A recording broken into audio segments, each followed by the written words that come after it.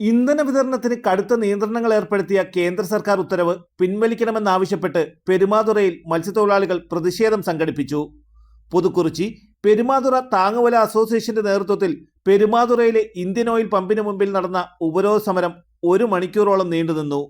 പ്രതിഷേധത്തെ തുടർന്ന് പ്രദേശത്തെ നയാര HP പമ്പുകളും താൽക്കാലികമായി അടച്ചിട്ടു.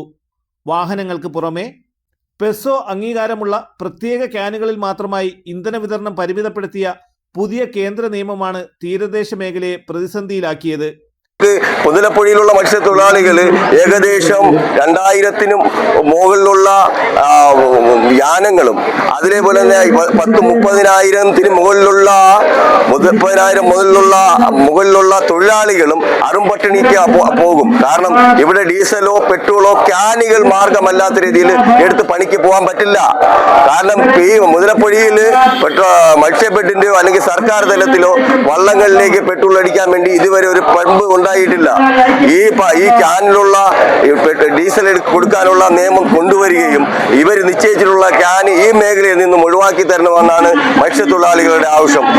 ഒരു ഉപഭോക്താവിന് പരമാവധി 200 ലിറ്റർ ഇന്ധനം മാത്രമേ നൽകാവൂ എന്നും നിർദ്ദേശമുണ്ട്.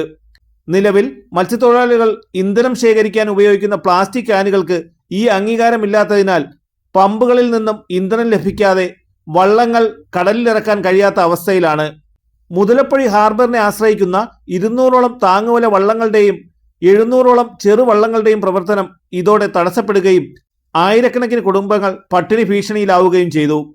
20 ലിറ്ററിൻ്റെ കന്നാസിന് നമ്മൾ ഈ മത്സ്യത്തൊഴിലാളികൾ കൊടുക്കേണ്ടത് 2500-3000 രൂപയുടെ ഉള്ളിലാണ്.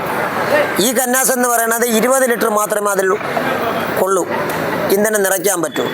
അങ്ങനെ വന്നു കഴിഞ്ഞാൽ ഈ പാവപ്പെട്ട മത്സ്യത്തൊഴിലാളികൾ ഈ പൈസകൾ മുടക്കി നമുക്ക് എങ്ങനെ ഇതെടുക്കേണ്ടി വരും?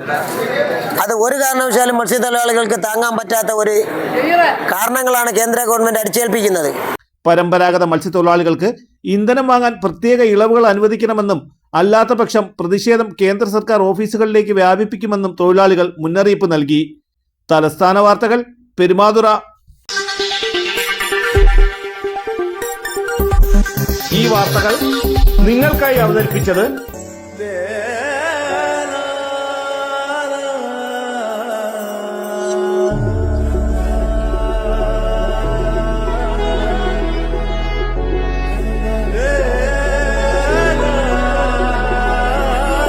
Arabian Fashion Jewelry Wholesalers and Manufacturers.